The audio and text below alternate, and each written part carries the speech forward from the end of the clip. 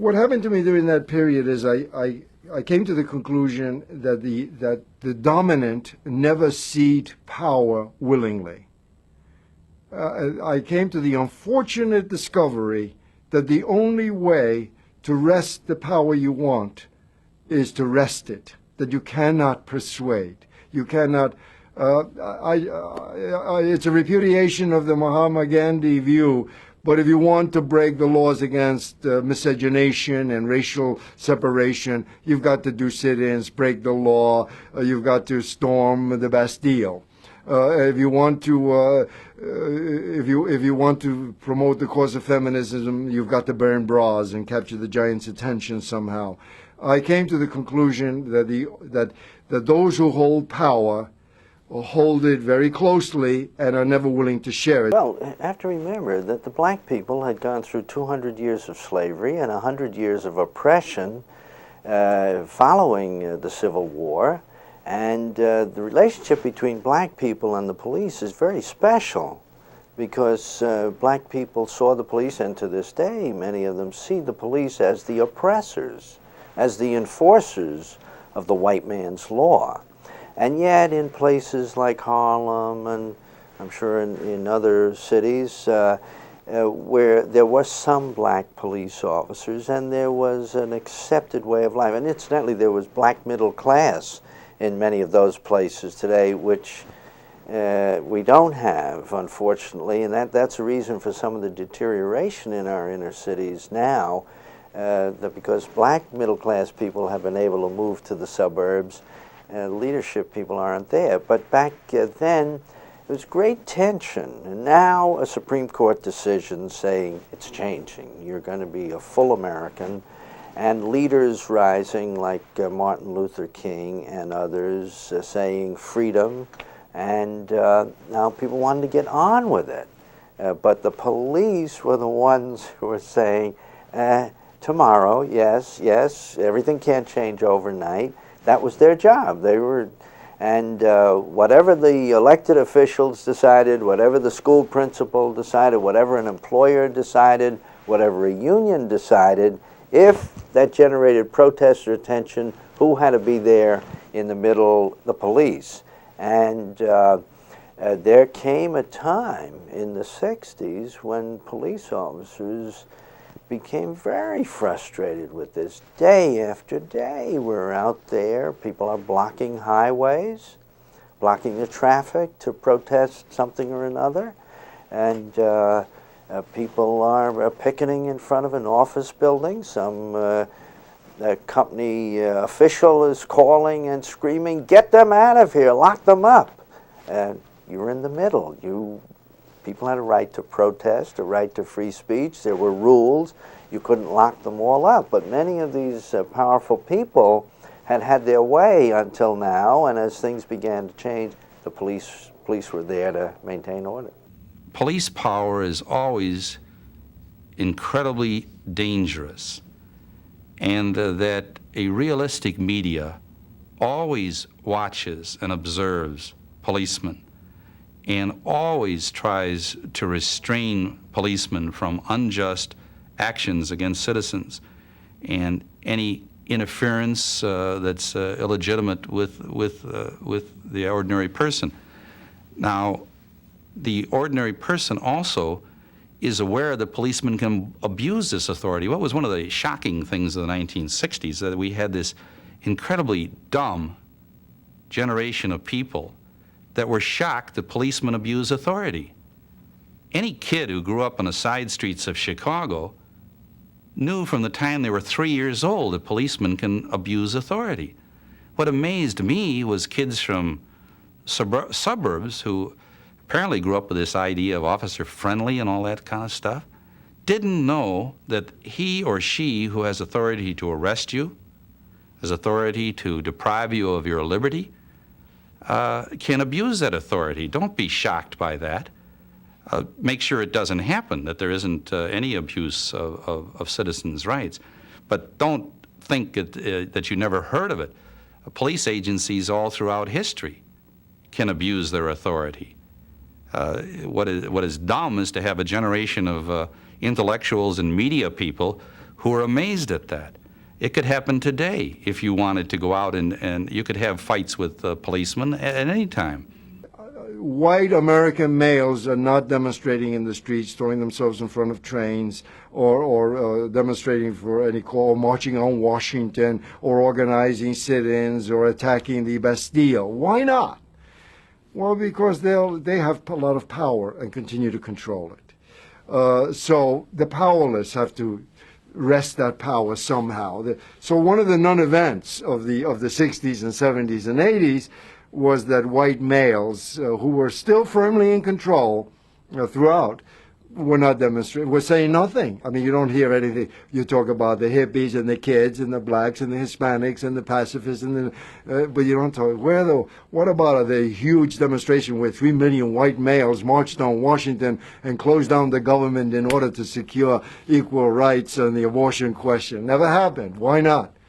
Because they were having things their way. We're a racist society. We're still a racist society, and the police tend to be racist, and yet they began to change, and change almost 180 degrees. Their job until then was keep the black people in their place. The law may say anybody can be served in this restaurant, but if a black couple came into a restaurant and wanted to be served, it wasn't legal, but the owner knew if he called the police, they'd say, "Get out of here," which they said too often, or, well, it might be better this if you not stay. I could point you to a nice restaurant a half-mile away. But that's what the police did, and there was a lot of resentment among black people, not just poor black people, but people who were professionals, business people themselves. They received that treatment from the police, and now this is going to change.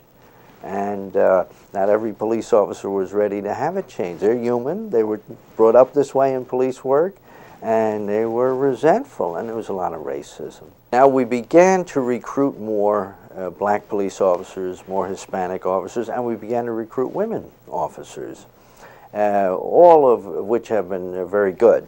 But not every police officer welcomed that. A lot of them enjoyed it. There are police departments in this country that are very inbred. A lot of families have been involved with the department for years, and they saw their power to bring their nephews and grandchildren in eventually, and now blacks were coming in.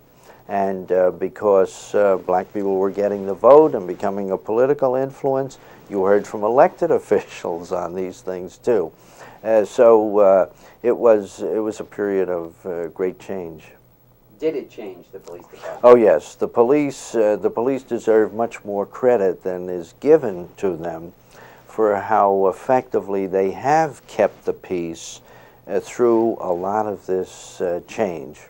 And the police are very different. They're much better educated today. The process of education was starting in the 60s, and better educated chiefs began to take charge of departments, brought in more enlightened policies, and especially restraint in the use of force. There's been a dramatic reduction in the use of force by the police in this country, especially against black people, and that's been the result of better leadership. But the 60s, particularly the activist, the late 60s, was a time of force, was it not? Oh yes, yes. On the picket lines out in the neighborhoods, the police were getting more resistance. Policing a ghetto neighborhood where people had been subservient, now people were standing up to police officers, asserting their rights, talking back. And for many older police officers, this was a new problem. Why don't they behave the way they always did? You know, police officer says, don't do that. Now they were calling police officer Whitey. And on Friday and Saturday night, they were congregating, and when there'd be a family fight, you'd hear screaming and shouting because two white police officers would go into a black tenement, maybe to save a woman's life who was being beaten by her husband. But when the two white police officers came out on a Friday night at midnight and half the people were drunk, the screams, "Whitey, Whitey, don't don't kill that black man, and a riot. And we had many major riots, but we had thousands and thousands of mini riots in those inner cities. And so the policy, make your arrest, get them in the car, get out of there.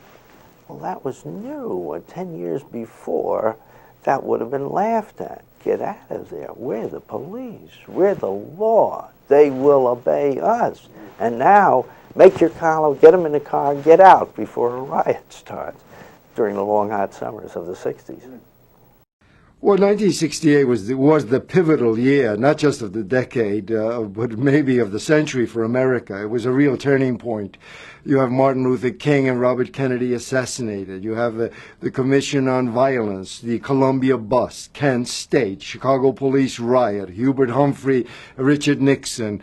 You had the civil rights movement, the Vietnam movement, the pacifist movement, the beginning of the feminist movement, turmoil in the streets of blacks and whites, and it was absolutely the watershed year. I mean, if I had to write a book about any year in this century, I would pick 1968. I don't know what anybody else would do. You felt that you were at the crossroads of something. You were on the threshold of something. I mean, there was a tremendous stirrings. It was perfectly obvious that something serious was going to come out of all of this stirring.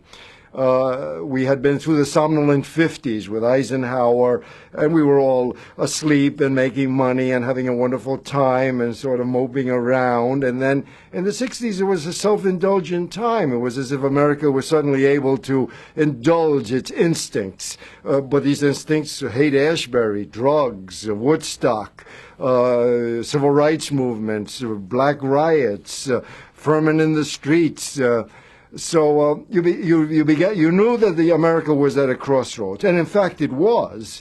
I think 1968 really stamped the character of the nation for the worse.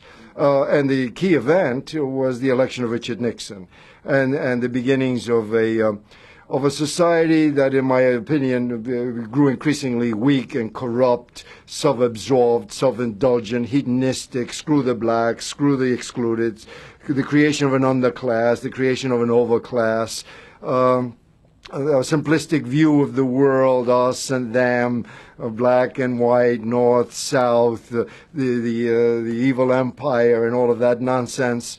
And I think that the results are disastrous for the nation, quite frankly. And it was a percentage point, between Humphrey's vision of a humanistic society. I mean, for whatever you might have thought of Humphrey, I mean, he really refused to repudiate the Vietnam War and repudiate his mentor, Lyndon Johnson, which cost him the election.